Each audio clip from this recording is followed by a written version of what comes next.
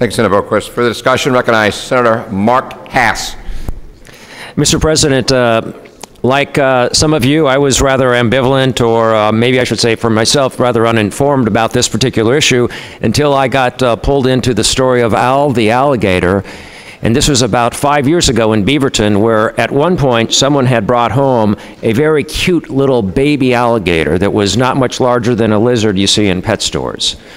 A few years later, however, Al had grown into a 4-foot-long, snarling alligator.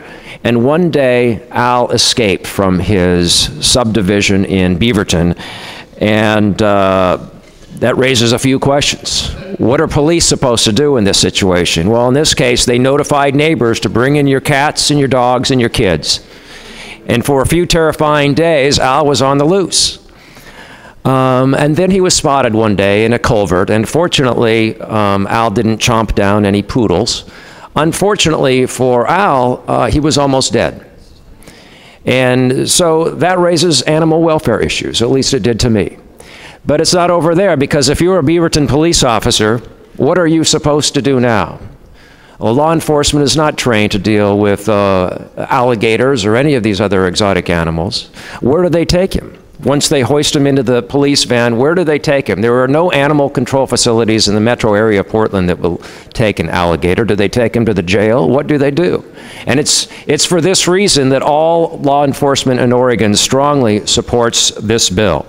You heard the contents from my good friend from Polk County, but I should let you know that this bill is supported by the Oregon Zoo, Chimps Incorporated, the Humane Society of the United States of America, all law enforcement, the Veterinarians Association, and OMSI.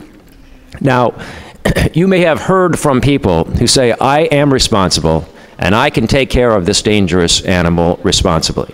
And there are those people out there. And I've talked to them, and I know them. But police officers and law enforcement will tell you that for every one of those, they can find dozens of stories and dozens of people where that's not the case, where untrained people who have no licensure or no credentials take home these animals only to find that they can't deal with them. We had testimony from the Oregon Zoo, and the director said he gets these calls regularly, where someone calls up and says, I'd like to sell you my wild serval or my alligator. And he says, well, we don't buy animals like that. And he says, okay, well, I'll donate my alligator to the zoo. Well, we don't do it like that either. Well, then can you tell me where would be a good place to release my alligator? Would it be Bybee Lake or Tryon Creek? Those are the kind of calls that come into the Oregon Zoo. These are the kind of calls that go into your local sheriff's deputies literally hundreds of times a year. This is a reasonable measure. It has been changed to meet many of the concerns from opponents, including snakes. Snakes are not included in this bill because of so many science teachers and so many science projects of young people.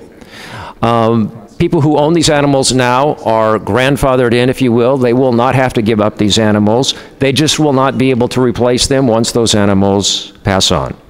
And hybrid cats, which is a very popular category of exotic animals under 50 pounds, would not be affected by this bill.